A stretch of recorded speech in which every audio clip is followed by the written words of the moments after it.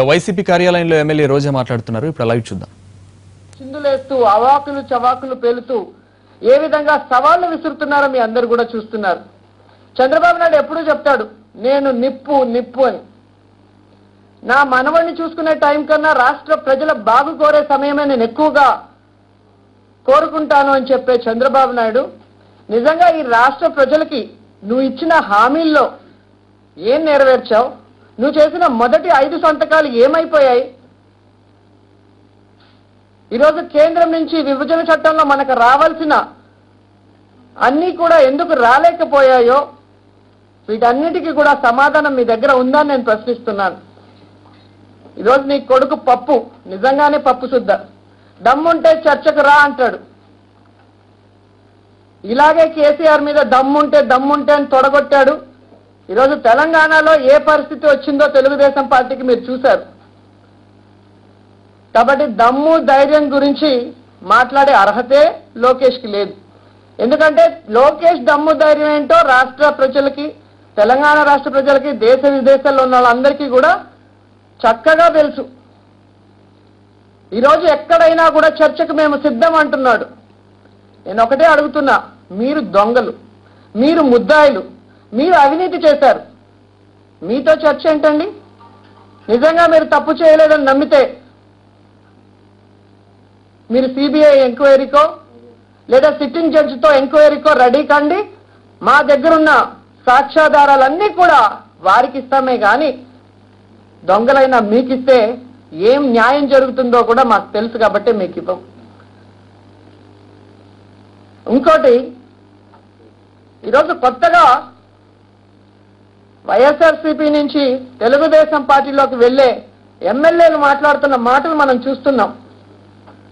చంద్రబాబు నాయుడు గారి క్యారెక్టర్ చూసి వెళ్తున్నారంట. నేను ఒకటే అడుగుతున్నాను, ఈరోజు చంద్రబాబు నాయుడు తప్పు చేశాడు అనేది జీవోలతో సహా సాక్ష్యాధారాలతో సహా బుక్ చేశాం. సో చంద్రబాబు నాయుడు గారు అంకో సిబిఐ ఎంక్వైరీకి సిద్ధమా అని అడుగుతున్నాం. అలాగే ఈ విషయాన్ని అసెంబ్లీలో అయినా తీర్మానం చేయండి మీ మీద సిబిఐ ఎంక్వైరీకి, లేదా కేంద్రానికైనా లెటర్ రాస్తారని అడుగుతున్నాం. ఈరోజు జైలుకు వెళ్ళొచ్చిన వారు ఆరోపణలు చేయడం ఏంటి అంటున్నారు. జైలుకి ఎలా వెళ్ళారయ్యా? జగన్మోహన్ రెడ్డి గారు కాంగ్రెస్ పార్టీని వదిలి బయటకు వచ్చిన తర్వాత చంద్రబాబు నాయుడు గారు సోనియాతో జతగలిసి ఎర్రం నాయుడు, శంకర్రావు గారు పెట్టిన కేసుల వల్ల ఈరోజు జైలుకి వెళ్ళాడే తప్ప ఆయన తప్పు చేసి వెళ్ళలేదు.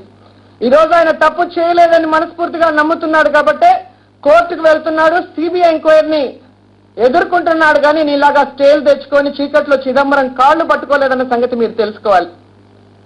నిజంగా మీరు తప్పు చేయకపోతే విజయమ్మ గారు పిటిషన్లో పేర్కొన్న అంశాలన్నీ ఏదైతే స్టే తెచ్చుకున్నారో దాన్ని ఎంక్వైరీకి మీరు సిద్ధమని నేను ప్రశ్నిస్తున్నాను. అలాగే తెలంగాణ ప్రభుత్వంతో కుమ్మక్కు కాకుండా, వాళ్ళ కాళ్ళు పట్టుకోకుండా ఐఎన్జీ స్కామ్ లో గత 9 సంవత్సరాల్లో నువ్వు ముఖ్యమంత్రిగా చేసినప్పుడు ఎదుర్కొన్న ఆ స్కామ్ కి మీరు రెడీ అని నేను అడుగుతున్నాను. అలాగే రేవంత్ తో డబ్బులు పంపించి ఓటుకు నోటు కేసులో నువ్వే మాట్లాడావు అని చెప్పి మరి ప్రూవ్ కూడా అయింది. ల్యాబ్ వాళ్ళు కూడా క్లియర్ కట్ గా అది చంద్రబాబు నాయుడు వాయిస్ అని చెప్పడం జరిగింది. మరి దీనికి సంబంధించి సిబిఐ లేదా కోర్టు ఆధ్వర్యంలో ఎంక్వైరీకి మీరు రెడీ అని నేను అడుగుతున్నాను. ఇలాంటి నాయకుడి క్యారెక్టర్ చూసి, చాలా గొప్ప క్యారెక్టర్ అని ఈరోజు వైఎస్ఆర్సీపీని వదిలి తెలుగుదేశం పార్టీలోకి వెళ్తున్న ఎమ్మెల్యేలను చూసి వాళ్లకు ఓట్లేసిన ప్రజలు సిగ్గుతో తలదించుకుంటున్నారు.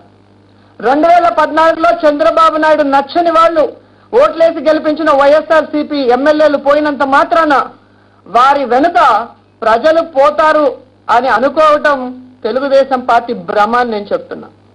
ఎందుకంటే గతంలో మీరు చూస్తుంటారు, ఒక పార్టీని ఎమ్మెల్యేలు వీడి వెళితే ఆ నాయకుడు అసమర్థుడు అనుకుంటే ఎన్టీ రామారావు గారిని వదిలి ఎంతో మంది ఎమ్మెల్యేలు వెళ్ళారు, కేసీఆర్ గారిని వదిలి ఎమ్మెల్యేలు వెళ్ళారు, కిరణ్ కుమార్ రెడ్డి గారిని వదిలి ఎమ్మెల్యేలు వెళ్ళారు. అంతెందుకు చంద్రబాబు నాయుడు గారిని వదిలి 32 మంది ఎమ్మెల్యేలు వెళ్ళిపోయారు. మరి వీళ్ళంతా అసమర్థులా? మళ్ళీ వీళ్ళు అధికారంలోకి రాలేదా? ఏం చెప్తావు గురువింద బాబు అని చంద్రబాబు నాయుడు గారిని అడుగుతున్నాను. ఈరోజు అధికార పార్టీ ఏదైతే ప్రజలకు ఇచ్చిన హామీలతో అధికారంలోకి వచ్చింది, కానీ ఈరోజు ఆ ప్రజల మన్ననలు పొందలేక అధికార పార్టీ బలహీనమైపోతుంటే అది ఎవరికీ తెలియకుండా దాచిపెట్టాలని ఎమ్మెల్యేలను కొంటూ ప్రతిపక్షం బలహీనమైపోతుంది అని చెప్పి ఈరోజు చెప్పుకునే పరిస్థితికి చంద్రబాబు నాయుడు ఆయనకు సంబంధించిన మీడియా కూడా సపోర్ట్ చేస్తూ ముందుకు వెళ్తున్న విషయం మనం చూస్తున్నాం. ఇక్కడ మీడియాతో మ్యాజిక్లు చేస్తూ ప్రజలకి ఏమీ తెలియకుండా చేస్తున్నారు కాబట్టే ఈరోజు ఢిల్లీ వరకు వెళ్లి పోరాడాల్సిన అవసరం వచ్చింది. అంతేకాకుండా ఫిరాయింపు చట్టాల్లో ఉన్న లోపాలు సరిచేయాలంటే అక్కడున్న నాయకులు పార్లమెంట్లో చర్చలు జరపాలి. కాబట్టి ఈరోజు అందరితో కూడా మరి కలిసి ఇక్కడ జరుగుతున్న విషయాలు చెప్పడం జరుగుతుంది. నిజంగా నేను ఒకటే అడుగుతున్నాను, చంద్రబాబు నాయుడు గారు చెప్తున్నారు ఆయన దగ్గర చేరిన వైఎస్ఆర్సీపీ ఎమ్మెల్యేలతో ఏ విధంగా మాట్లాడిస్తున్నారు. అభివృద్ధి చూసి మేము వెళ్తున్నాం, రాష్ట్రం విడిపోయి ఈరోజు విచ్ఛిన్నమైపోయింది, కానీ ఆ అభివృద్ధి చేయడానికి రాత్రింబావులు చంద్రబాబు నాయుడు కష్టపడుతుంటే రాష్ట్ర అభివృద్ధిలో పాలు పంచుకోవడానికి వెళ్తున్నాం అంటున్నారు. రాష్ట్ర అభివృద్ధి కోసం పోతున్నారా, వాళ్ళ సొంత అభివృద్ధికి పోతున్నారా ప్రజలకే తెలుసు. ఎందుకంటే ఈ రాష్ట్రాన్ని ముక్కలు చెక్కలు చేసి అవశేష ఆంధ్రప్రదేశ్గా చేసింది చంద్రబాబు నాయుడు. ఈరోజు అధికారంలోకి వచ్చిన తర్వాత అవినీతి ఆంధ్రప్రదేశ్గా ఈ రాష్ట్రాన్ని మార్చుతోంది కూడా చంద్రబాబు నాయుడు. ఈరోజు వైఎస్ఆర్సీపీ ఎమ్మెల్యేలను కొన్నంత మాత్రాన ఏ రైతు రుణమాఫీ జరగదు.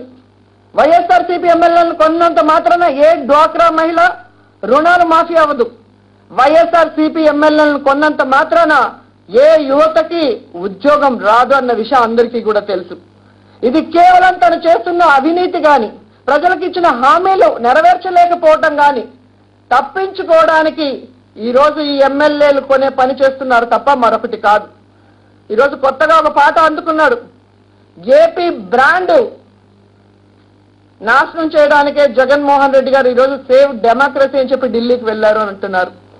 గతంలో మీరు ప్రతిపక్షంలో ఉన్నప్పుడు రాజా ఆఫ్ కరప్షన్ అని ఒక బుక్ వేసి ఢిల్లీలో ప్రతి గల్లీకి తిరిగి ప్రతి నాయకుడికి ఆ బుక్ ఇచ్చి సిబిఐ ఎంక్వైరీ వేయించమని రాజశేఖర రెడ్డి మీద మీరు వెళ్ళింది మరి ఏపీ బ్రాండ్ కి చెడ్డ పేరు తేవడానికని నేను అడుగుతున్నాను. ఈరోజు ఏవైతే మీరు రాజశేఖర రెడ్డి గారి మీద వేశారో ఏవి కూడా ప్రూవ్ చేయలేక ఈరోజు కాంగ్రెస్ పార్టీ నుంచి బయటకు వచ్చిన తర్వాత జగన్మోహన్ రెడ్డి గారి మీద కక్ష సాధింపుతో మీరు సోనియా గాంధీతో కలిసి చేశారే తప్ప నిజంగా జగన్మోహన్ రెడ్డి గారు ఎంత సమర్థుడో మీ అందరికీ కూడా తెలుసు. ఈరోజు ఆయన సమర్థుడు కాబట్టే ఎలక్షన్లో ఒంటరిగా వెళ్ళాడు. మీలాగా మోడీ కాళ్ళు పట్టుకొని పవన్ కళ్యాణ్ గారి కాళ్ళు పట్టుకొని ఎన్నికలకు పోలేదు. అంతమంది కాళ్ళు పట్టుకున్నా కూడా మీకు వచ్చిన ఓట్లు వైఎస్ఆర్సీపీకి తేడా 5 లక్షల ఓట్లే. కాబట్టి ఆయన సమర్థత గురించి మాకన్నా మీకే బాగా తెలుసు. భవిష్యత్తులో కనీసం ఎమ్మెల్యేగా కూడా గెలవలేని నీ పప్పుని ముఖ్యమంత్రి చేయాలనుకున్న నీ దుర్దేశంతోనే ఈరోజు ఇవన్నీ చేస్తున్నావు. ఈరోజు ఈ ఏపీకి చెడ్డ పేరు తెస్తుంది నువ్వే అన్నది ప్రజలందరూ కూడా గమనిస్తున్నారు. ఓటు నోటు కేసులో అడ్డంగా దొరికిపోయి రాష్ట్రంలోనే కాక దేశంలోనే కాక ప్రపంచ దేశాలలో ఏపీ బ్రాండ్కి చెడ్డ పేరు తెచ్చింది నువ్వు. రాజధానిలో కాల్మనీ సెక్స్ రాకెట్ పేరుతో నీ ఎమ్మెల్యేలు ఎమ్మెల్సీలు నీ నాయకులు అమాయకమైన మహిళల్ని వ్యభిచార కూపంలో దించి వాళ్ళకు నువ్వు సపోర్ట్ గా నిలిచి ఈరోజు ఏపీ పేరుని దేశ విదేశాల్లో చెడిపేసింది నువ్వు. నువ్వు కూర్చున్న విజయవాడలోనే కల్తీ మద్యంతో ఇంతమంది చనిపోతుంటే, నీళ్లు లేక మనుషులు పశువులు అల్లాడుతుంటే నీళ్ల విషయం మర్చిపోయి మందు తాగించడానికి టార్గెట్లు పెట్టి మనుషుల ప్రాణాలు తీస్తున్న నువ్వు ఈరోజు ఏపీ పేరుని పాడు చేస్తున్నావే కానీ జగన్మోహన్ రెడ్డి గారు కాదు. ఈరోజు రాజధాని పేరుతో ఏ విధంగా నీ మంత్రులు ఎమ్మెల్యేలు నీ పార్టీ వాళ్ళు ఇన్సైడింగ్ ట్రేడింగ్ చేస్తూ రైతుల కడుపు కొడుతున్నారు. ఎస్సీ ఎస్టీలు దళితుల కడుపు కొట్టి వాళ్ళ భూములు లాక్కున్న విషయం ప్రజలకు తెలీదా, లేదా దేశ విదేశాల్లో ఉన్న వాళ్ళకి తెలీదా? ఈరోజు ఏపీ పేరు నువ్వు పాడు చేస్తూ జగన్మోహన్ రెడ్డి గారు పాడు చేశారు అని చెప్పడం నిజంగా దిగజాడుతారు. ఈరోజు రాజశేఖర్ రెడ్డి గారు అనగానే ప్రతి ఒక్కరికి గుర్తొచ్చేది 108, ఆరోగ్యశ్రీ, ఫీజు రియంబర్స్మెంట్, రైతులకు ఉచిత కరెంటు, గిరిజనులకి దళితులకి 27 లక్షల ఎకరాల పట్టాలు, 5 ఏళ్లలో 50 లక్షల ఇళ్ల నిర్మాణం, ఇంకా అనేక స్కీములు చెప్పుకుంటే పోతే. కానీ చంద్రబాబు నాయుడు గారి పేరు చెప్పగానే అందరికీ గుర్తొచ్చేది కాల్ మనీ సెక్స్ రాకెట్, పట్టు సీమ దోపిడీ, ఎలా 22% ఎక్సెస్ వేసి 700 కోట్ల పైగా దోచుకున్నారో గుర్తొస్తుంది. పారిశ్రామికవేత్తల నుంచి కమిషన్ల కోసం ఇచ్చిన జీవో 26, అలాగే ఇసుక మాఫియా, డ్వాక్రా మహిళల పేరు చెప్పి ఏ విధంగా మీ ఎమ్మెల్యేలు మంత్రులు 2000 కోట్ల ఇసుకలో దోచుకున్నారో మీ గెజిట్ అయిన ఈనాడు పేపర్లో చూసాం.